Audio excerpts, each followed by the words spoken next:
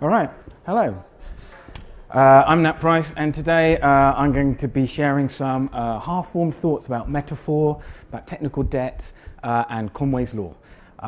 Let's start off with a quiz, okay? God, computers, eh? No. Let's try clicking on that. Aha, right. Here are two architecture diagrams for the same architecture. Which one feels right? This one or this one? One on the left or the one on the right? Hands up if you like the one on the left.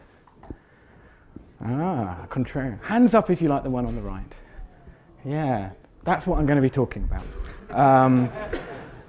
We'll come back to this later. All right. So metaphor is widely used in software. Famously, probably the most famous metaphor probably is the desktop user interface. Anyone recognize this computer system?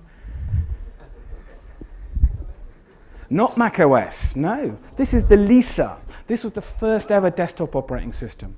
Apple invented the desktop operating system in order to bring computers to the mass market. People didn't understand what computers did and how they worked, so they used a metaphor of working on a desktop in order to help people understand these new tools that they were bringing to market. And the Lisa was much more strictly following a desktop metaphor than the Mac, which came later from a different development team. Particularly here, these stacks of paper were the applications. If you wanted to create a new word processing document, you tore off a piece of paper from a stack of notepaper and put it in a folder, and then you would open it up and start editing it, right? Very different from the way the Mac works, much more like a real desktop. This was Microsoft. Anyone recognize this? Microsoft Bob, yes. So metaphor is not very easy to do. This is Microsoft Bob. They were trying to compete against a desktop metaphor with their own one, and they put all their applications in a house. And you had to wander around the house trying to find your applications that you wanted to use, and you're assisted by a little dog that would give you some hints, right? Needless to say, this didn't really take off. It was launched to great scorn and hilarity by the industry, but the dog did survive and became Clippy in Microsoft Word, which was also much scorn and hilarity in the industry. But it's not just for end users, okay? So metaphor can be used for programming as well, right? This is Scratch. And in Scratch, which is a programming environment for people who are new to programming, it follows a block metaphor where the shapes of interconnectors on these blocks show you how they can validly fit together. So control flow has one set of sort of jigsaw piece sockets and connectors, and variables have another, and logical expressions and calculating expressions similarly fit together. So you visually can see the right and wrong way to construct a program. Metaphor is also used not just for novice programmers, but for experienced programmers. So when Doug McIlroy introduced pipes in Unix, this was a new idea, the idea that you could compose systems programs out of reusable processes that run in parallel and can communicate by streaming data to one another. He produced a metaphor of a pipe, right, in order to let people intuitively understand this new way of constructing programs. Does anyone recognize this? This is a very famous program. Anyone recognize this? So this was a program that he wrote to basically demolish Donald Knuth's idea of literate programming. Donald Knuth wrote a paper about literate programming, and he wrote a response where he, instead of having thousands and thousands of lines of Pascal interleaved with an explanation of how this program worked, he said, that's the same program written in Unix pipes. As long as you understand what those primitives mean and what the composition operators are, you can write the same program and build up a notation for engineering. The power of pipes is basically sort of function composition. And XP, who here follows or goes beyond XP? Anyone? A few hands are going up. How many people here have a system metaphor as described in the XP book in their systems? For the benefits of people at home, there are no hands going up. Yeah, so the original idea of in XP, one of the 12 practices was that each project would come up with an overarching metaphor. Sometimes it's naive, that means you model in classes your business domain directly, sort of domain-driven design, we'd call it now. And so, or you'd create a more artistic, rhetorical metaphor that might need a little explanation. And then you would build your system, you'd use that metaphor for choosing words and concepts and relationships between concepts in order to allow people in the team to understand how the system is built and how it should be evolving. Didn't really catch on. I tried it. Here's a diagram from a system that I wrote some time ago. It was a financial calculation system. And it was streaming ticks through sort of analytic libraries. And we built it as a number of concurrent processes. And in order to manage the concurrency and communication between these threads, we built a sort of some infrastructure that modeled everything like software integrated circuits. We borrowed the idea from a very old language called conic. And so the system was broken down into components which had ports, and you could wire ports, an output port of one component into the input port of another. And each component was a single thread that like basically would read messages, do some calculations, and then send them on. And then you could build wiring, like you could build components just by wiring some components together and then hiding some of the wiring and exposing some ports out. So like this one here. And you could even build sort of wiring diagrams that you could like slot components into, sort of like circuit boards. That was very useful abstraction for building particular sort of patterns of communication. We were we could monitor the system by attaching wiretaps to the communication. So, all right, the metaphor was really helping us sort of think about the system and explain what these things were as we were building the system to new people joining the team. But over time, we started finding ourselves stretching the metaphor a bit. Like we had a big blob of quant code in the middle of the system, and we called that the giant electronic brain. And then that started getting a little bit more baroque, and we added more and more of these sort of strangely named components until the whole sort of code base looked like some kind of steampunk novel. And at that point, when people joined the project, we would have to use the system to explain the metaphor and not the metaphor to explain the system. Right? That wasn't great. So that made me start thinking about, well, you know, where have we gone wrong with metaphor? What is metaphor? You know, what is going on? So I turned to the work of some, one cognitive linguist, I say you call it, George Lakoff and his collaborators, who has done a lot of research on metaphor. So he wrote a great book called Metaphors We Live By, which explains how we think in terms of metaphor and what metaphor is and different kinds of metaphor. And probably the book he wrote that's closest to our work in software is called Where Mathematics Comes From, which starts from our existence in physical space, and from that, through metaphorical sort of mappings, basically explains why we think about maths in the way we do. In the final chapter explains why e to the pi I equals -1. And I was like, wow, I read that book. I'm enlightened, and I closed the book and then poof, gone. So don't ask me to explain it, but it's a great book if you want your mind blown. Right. Anyway, but Metaphors We Live By is a great book that sort of digs into how we think. And there's also quite a lot of further research after this book came out. It's probably about 20 years old now. That sort of backs up a lot of the ideas in it through sort of neuroscience and behavioural science and things like that.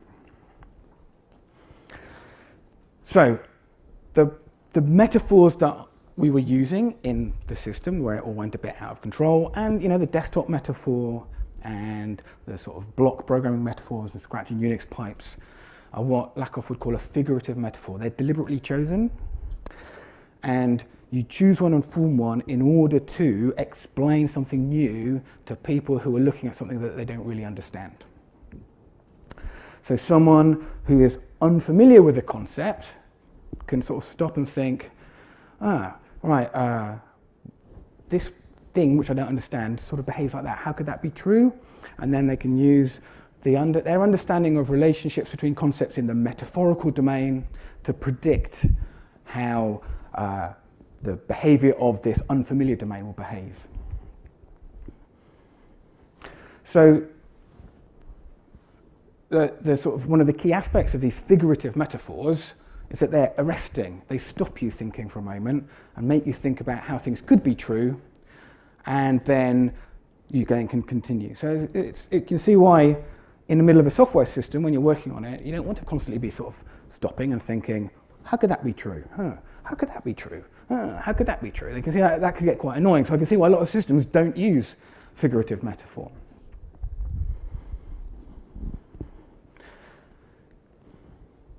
Particularly, like, figurative metaphor has a sell-by date. Once you've understood the metaphor, now the metaphor is sort of in the way. You understand how the system works, you can start digging beneath the metaphor, and then the metaphor is unnecessary. Once you start understanding the real thing, you don't need to think about it in terms of metaphor. We can see this happen in user interfaces. On the iPhone, when it first came out, everything looked like the buttons on a real phone on the screen. And then as people got used to the way that smartphones worked rather than feature phones, Apple was able to tone down the skeuomorphism in that user interface and flatten it out, and also introduce new ways of interacting with the device that aren't possible on a physical device. I can slide my finger across the screen and bring in new panels from the side, which wasn't around in the first version of the operating system, but then it becomes introduced later. So metaphor also limits what you do, because if I'm thinking purely in terms of, say, a physical relationship between things, then sort of virtual behaviours aren't going to be foremost in my mind.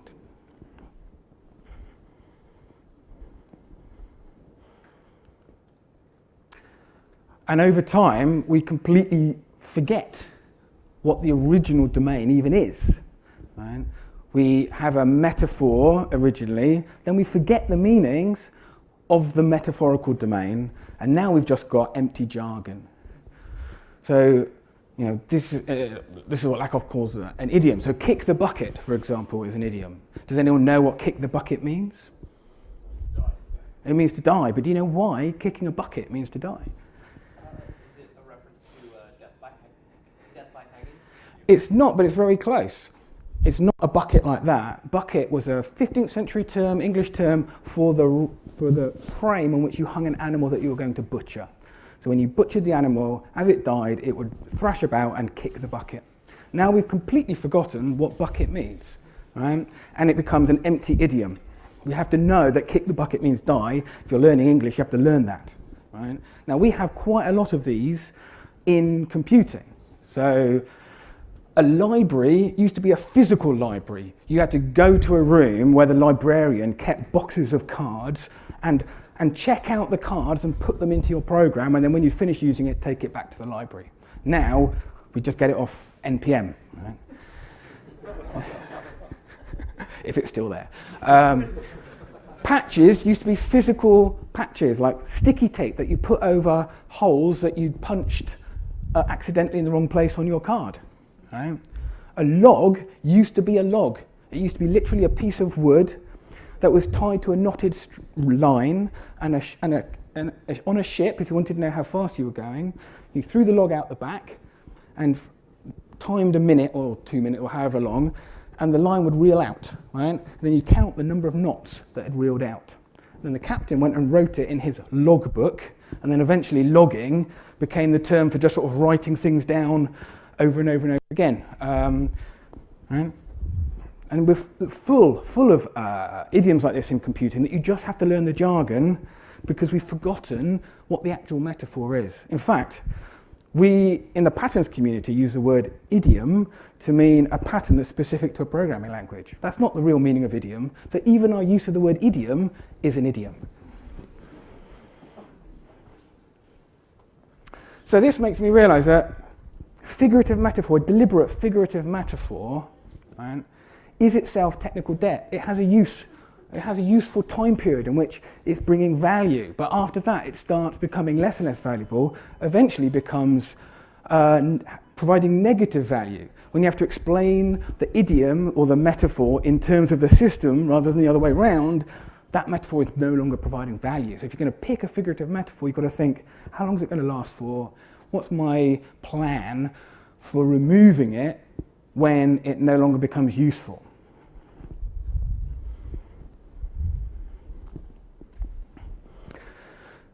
But figurative metaphor is not the only kind of metaphor that exists, and Lakoff distinguishes between two kinds of metaphor. There's figurative metaphor when we choose deliberately in order to introduce new ideas in terms of other ideas, and there's cognitive metaphor. So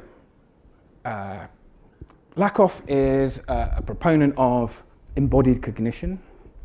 His argument is that we are physical beings, we live in a physical world, and we're social beings, we live in social groups, and we have built-in circuitry, so to speak, that allows us to function in the physical world. So we can inherently know about 3D space, we can navigate in 3D space, we know about touch and looking, feeling, tasting, and interacting with other humans that we socialize with. But anything more abstract than that, we can only even conceptualize in terms of metaphor that through layers and layers of metaphorical mappings maps back to our inherent understanding of our space, our place in the world. And there is quite a lot of evidence that this is true for many things. So for example, neuroscientists have found that when people talk about a personality trait as rough or smooth, the same parts of the brain that light up when someone feels roughness or smoothness also light up when they're talking about personality types. So it's a metaphor is triggering feelings in the brain that relate to your actual physical interaction with the world. Now, software is almost entirely abstract. So it's kind of should be very, very metaphorical the way we speak about it. The thing about cognitive metaphor is we do it unconsciously. We don't think that we're using it because it's the only way of thinking about the thing we're trying to think about. But cognitive metaphor has many of the same disadvantages as figurative metaphor, which we'll talk about. So here's an example of a cognitive metaphor. If you want to talk about getting more of something, we often use a vertical metaphor. Let me see. Here's some that I copied out of The Guardian a while back. So, soaring values have revived the idea of selling part of your property portfolio. Now, the values are not actually going up in the world, but we're using the idea of going up as increasing in amount. The top 10%, when we talk about top 10% of earners, they're not really higher up. Convictions fell by only 69. Labour's taken a nosedive in the opinion polls. These are all using a metaphor of vertical position to talk about an abstract concept of amount of some other abstract concept. The physical sort of metaphor is quite obvious. You create a pile of stuff, it gets taller. Right? Put coins on top of each other, they get taller. And cognitive metaphor uses a number of domains. We'll find ourselves talking about things in terms of orientation, up, down, how close or far away something is. Am I looking at it? Am I turning my back to it? Is it large or is it small? Inside, outside. Is there a boundary around something? What's the porosity of that boundary? Light, heavy, bright, dark, and family relationships we often use.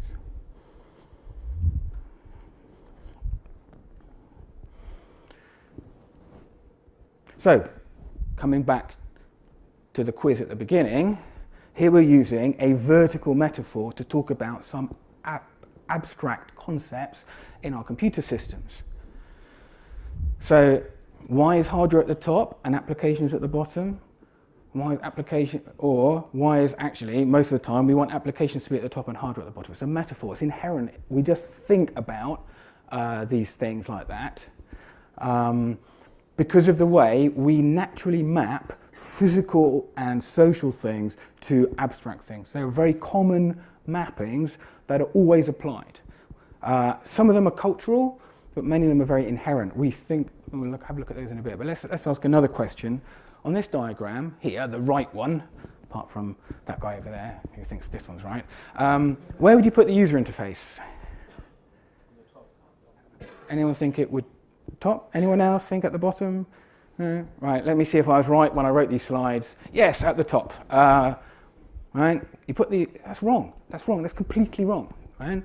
A user interface is some code in our application that drives graphic hardware through device drivers that are exposed through operating system APIs to the application. Putting a user interface on the top is describing our architecture incorrectly. Right? So it's really easy to follow the metaphorical mapping that we think is right because we're mapping different abstract concepts into the same vertical or same physical domains and come up with a way of presenting our software to people that is counterproductive in helping people actually understand what it does and how it's connected and composed. Really, the user interface is a slice, a little bit in the application here, and then a slice down through those layers. What about database? Where do you put a database? More confusing question now. No one's going to answer that one. They know it's a trap. Yeah, on the side, exactly. The database will be another thing over here with that kind of stack communicating through hardware. And, yeah.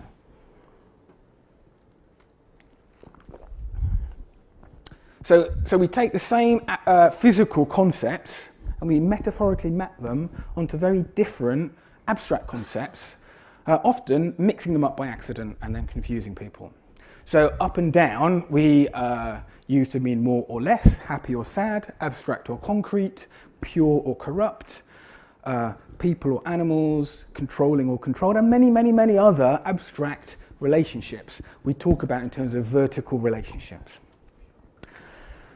But we have an inherent ordering of these mappings where some of them take precedence over others. So if I say the crime rate has fallen, I mean that there is less crime. I don't mean that the crime rate has improved. Hold on, I'm getting confused now. Up, increased. Yeah, so if the crime rate has gone up, that means it's increased, right? That means it's got worse. But sometimes we use verticality and up to mean better. So here, when I say the crime rate has increased, you know that it's gone up, therefore it's got worse. And you're using that meaning of, or that mapping, that metaphor of up and down, not that up is better. Right? And it's the same in software, right? So here's another one. Here's another quiz. Which of these UML diagrams feels right? It feels because metaphor, your sort of processing of metaphor is like unconscious. This isn't a logical sort of deduction. It's what feels right when you look at that. Should my interface be at the bottom or at the top? Top? Top, yeah. But it's less certain, right? If I saw a diagram with it at the bottom, I wouldn't feel quite as upset as if I saw a diagram with hardware at the top. Don't know why. I guess that some of the sort of precedence of the meaning of these metaphors is just sort of not as important, at least certainly in my background. So in software, we use vertical orientation a great deal. Typically, abstract is up, but also control can be at the top. That's why the application is at the top, because it's controlling the hardware, maybe. People are up, you know, we have the user interface at the top, right? Mixing our metaphors. Hardware is usually at the bottom. When we have static dependency diagrams, usually the dependencies point downwards. I don't know why any of this is true. This is just my observations of how I see people describing software in talks, in books, in meetings. We talk about containment. So we talk about programming languages as being containers. I program in Java. Maybe that's because it's hard to get out of Java and into another system because you have to go through JNI or something, right? So our programming languages basically form a boundary around the logic that we might want to reuse. When we talk about containment, we're talking about, well, what is the boundary? How do you get through it? What's its porosity? In which direction does information or data or control flow through that boundary? So encapsulation is a containment metaphor. Leaky abstractions, thinking of abstractions as being a container that has holes in it. We talk about privileged ring levels in your Intel processors. We talk about the hexagon or ports and adapters architecture. That is an architecture thinking about software in terms of containment. We talk about object orientation, like information hiding, classes and encapsulation boundaries. And we use the same, we use different metaphors to talk about the same thing. So sometimes control is at the center and it's protected from the outside and coordinating things, or control is at the top and it's controlling things down below. Things that are in the center are often vulnerable and they're protected by the boundary. So we will have like firewalls around our network. We talk about our systems, our software, having faces, right? We have user-facing features. We have people who are a front-end developer and people who call themselves a back-end developer, as if like our software is actually something that you can point around. So we talk about facing a lot. We talk about size. Size it seems to be related to importance or status. I work on big data. I don't want to admit that I can process all of that data on a single laptop, therefore I run a Hadoop cluster. Right? So we talk about big as powerful, we talk about big being old. But actually big is a really nice way of expressing things, right? I think we should use size much more in our software diagrams than we do. So here is a sociogram. This is the first sociogram. It shows the relationships between people in a study. And here's a modern sociogram where the size of a bubble represents the number of relationships that person has. Right? We often draw our UML diagrams where the size is related to how many properties or methods we've got to put in that class box. Right? We should be saying how many relationships does that class have. That expresses how big the class is, and that would give us much more useful information about the design of our software at a glance, where we can easily see, I've got to worry about that class, don't care so much about that class.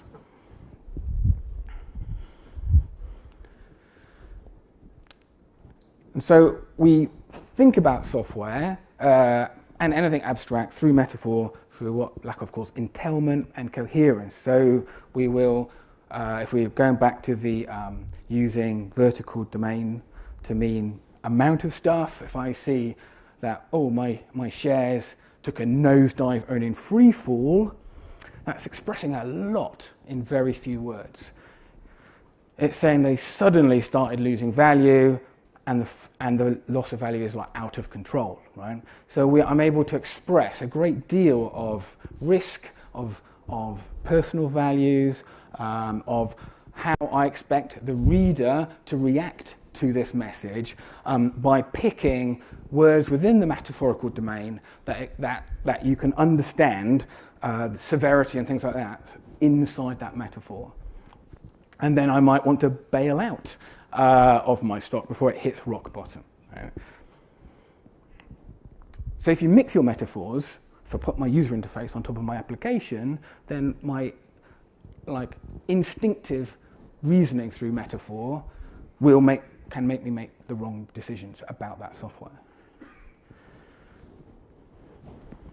So here's an example of a diagram, another quiz. Which one of these feels right as a layered architecture diagram?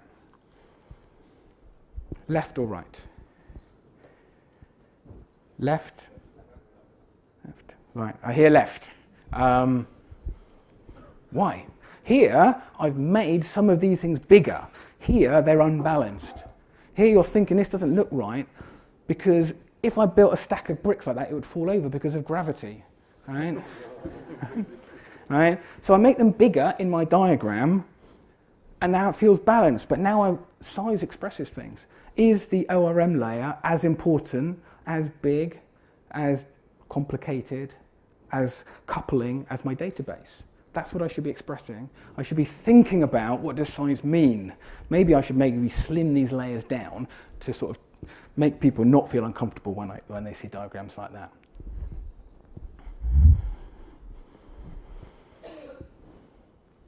So metaphor is a double-edged sword. And one of its roles is to allow us to make these intuitive leaps without having to very carefully think things through. It's a great way of speeding up thinking, speeding up communication, but it also stops us thinking about things that fall outside that metaphorical domain. If I have an iPhone user interface that is pretending to be physical buttons, then there's a whole number of user interface gestures that don't make sense in it, so I won't think about using them. Similarly, the desktop metaphor. I worked with someone, he was a graphic designer, and he had a Mac, and he would organize his files by, in Photoshop, drawing a desktop background with different colored areas on it, and then he'd put his files in the different colored areas on the desktop. Right? He didn't use like Finder to create a directory tree and put them in there. Right? Because within the desktop metaphor, that makes no sense. Having different colored areas on your desktop in order to organize your files actually follows the metaphor. He was missing out on a lot of power of his computer system because he was thinking inside that metaphor. So metaphor helps us think about some things and obstructs us thinking about things as well. So I'm going to tell a story about a system that I've been involved with recently, a very big system for a publishing company, and it was being built by quite a big team, and it was going to be built and delivered all in one go, one big delivery. Right? Now, publishing is made up of a number of processes, a number of sort of activities that have to happen. Not everything has to be done for every manuscript that needs to be published. Right? But typically, accept a submission, you check its quality, you find some people to review it, they review it, you make a decision, and then you sort of feed it down into publishing. But if you commission some content, you don't need to peer review it, for example. So we were saying that, first the submission thing was written, and then they were working on the quality check thing, and then they were working on the reviewer invitation, and then they were going to get to peer review, and then we were like, well, could we just not do that bit? Did not compute. And what I realized was everyone in the project was talking about the system like this, as a linear timeline. You can't jump forward in time. You can't, like, it just doesn't make sense. Right? So the plan was following the metaphor by which everybody was talking about this system. It didn't help as well that they were building it in layers, so they were working at the bottom layer and then stacking things on top. So there's a lot of, what I realized was we're going to have to talk about this thing differently if we want to change the way that we work together and deliver it. So I started sketching out the system when talking to people using a very different metaphor, not as a linear path through time, but using containment and facing to make people think about things differently. A submission is a history stored in a time series database. You can choose what to do based on the current history. That implies the current state and therefore what needs to be done. And there are a number of user-facing applications around that central thing that support different user bases. And we can deliver those piece by piece. And so that's what we started to do. So it made me realize that metaphor can really stop you thinking about different ways of collaborating. If everyone is stuck in the same metaphor and you notice that metaphor, you can start thinking about different metaphors that can provide a different viewpoint onto the way everybody is thinking and talking about things, and then maybe people will come up with different decisions, different ideas might start emerging.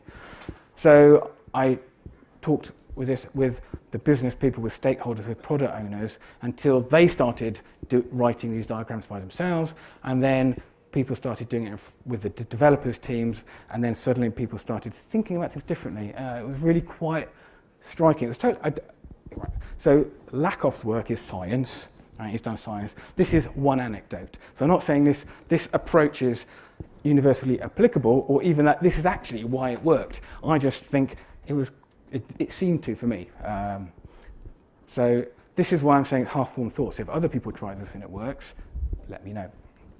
It made me realize that there is some relationship now between metaphor and Conway's law.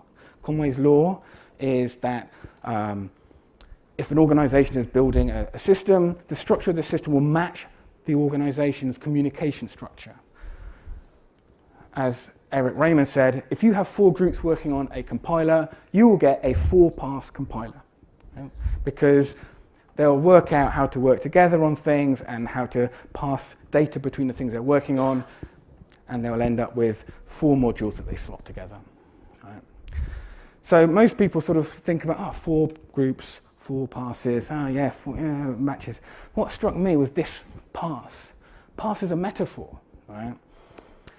So if you change the metaphor people are using to talk about the system you're building, you can start changing the way that maybe people start organizing around building that system. Maybe we have remote teams, we have around the world, so we can't easily change the team structures. But if we think about what we're building using a different metaphor, then teams can orient around different aspects of the system. Rather than people being back-end developers, front-end team, database team, we can have a team supporting reviewers, a team supporting authors, a team supporting editors, for example. So my realization is that metaphor precedes Conway's law. We can't fight Conway's law. Science shows it to be true. But we can change the way that we react to it and work with it by thinking carefully about metaphor and noticing inappropriate metaphors and mixed metaphors. That's the end. So my summary, right, metaphor both helps and hinders. Figurative metaphor, technical debt. Be careful when you start using it. Think about how you might take it out the system once it's past its usefulness. But cognitive metaphor is inescapable. It's the way our brains work. We can't avoid it, which means we have to be extra vigilant about our use of it. And possibly, based on my one anecdote, metaphor precedes Conway's law and can be used to affect the way that we organize ourselves around building large systems in groups. All right, thank you very much.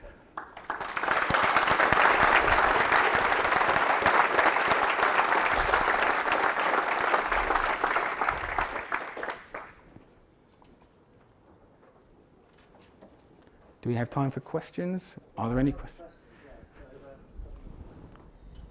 Are there any questions? Let's ask that first. Just what on earth are you talking about?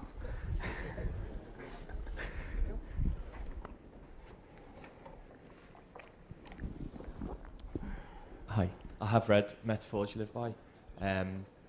So is this your take from the book? I found it very not scientific, degree-based and theoretical, and I didn't get an outcome out the end of it. And is this your takeaway from? You mean the book? The book was very theoretical. It is a theoretical book. Yeah, I mean he's an academic. Yeah, and it was written as an it wasn't a pop science book, right? It was written for other academics. So yeah, it's I've got an academic background, so I sort of understood which bits to skip. Or flip through. But yeah, I read it initially just out of interest, and then I read it again more recently and it more that it just percolated at the back of the mind and made me was hyper aware to the use of metaphor in our projects, and when decisions are being made on metaphor that seem to be inappropriate. On one project I was on, we're building an authoring tool for creative writers, and the creative director had this idea that a story is like a tapestry, right? You weave your story, and a tapestry is stronger the more threads it has. So the more people we have working on the story at once, the better the stories we will be. It's like, whoa, hold on a minute, right? Firstly, we have no proof that that's true. Most stories people like are written by one person. And secondly, you're asking for a massive change in technical direction and a huge amount of complexity to create like interactive online, collaborative editing of a story. So why don't we just scale it back a bit, like things like that, where I notice people using metaphors and then these sort of metaphorical leaps into something that is maybe not really logical. Yeah, but it's really just the ideas in that book were percolating in my mind, and just I sort of noticed things that sort of matched what was written in that book. And I think when you notice them, you can do the inverse of noticing the metaphor to change the metaphor. You can use the metaphor to enforce kind of unwritten rules. Yeah, absolutely, yeah. And a lot of the metaphor that people use is unconscious, and so has a lot of, you know, worrying power to it, yeah. I've got a question. So I really understood your point about how sort of the figurative metaphor constrains your thinking. People get sort of so wrapped up in it they don't see things that are outside. So do you think that the sort of the drawbacks of a metaphor might outweigh the benefits? I think it depends on the context. At some point in a project might really pay off, and then later, you know, it becomes a drawback, a hindrance. And you just have to be aware of when it seems to be becoming a bit too much work, and then have a way of taking it out. Yeah. Do you not think that people might get very attached to it? They do, especially because it's a creative thing. It's like very artistic. There's not a lot of really artistic stuff we do in code, and I'm saying that at a software craftsmanship conference. And so, like picking our naming conventions and our sort of metaphors is part of that creativity. And so there is a wrench to pull that out of a code base.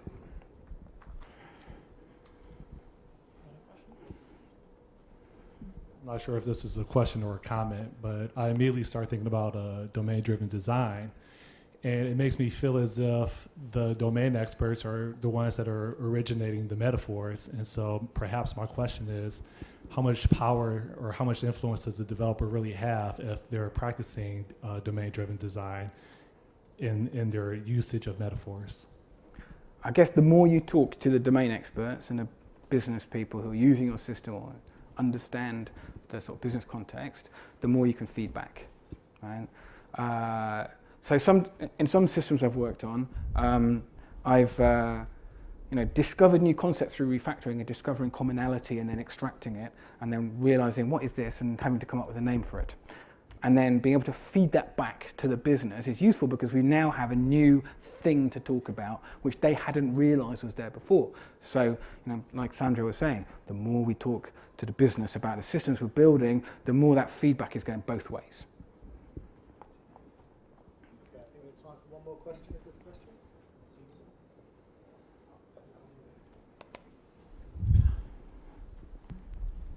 Hi, well, it's a very, very simple question. You have talked about metaphors and you have talked about idioms, you have talked about logs and libraries, but I was thinking that you were going to talk about one that is probably the best known, which is bug. And I was wondering whether you left that out on purpose or just curiosity. Thank you. I didn't talk about bug. The famous picture of the bug that Grace Hopper found, of course, is not actually the originating source of the term bug. I don't know where it came from, so I didn't put it on. But the word bug has been used by engineers for decades and decades, maybe hundreds of years back through the Industrial Revolution, to mean a problem in a machine, right? And then, Grace Hopper's joke was, I found a real bug. That wasn't the originating source of the term bug. But yeah, I only put up ones that I knew where they came from. Okay, thank you very much. Thank you.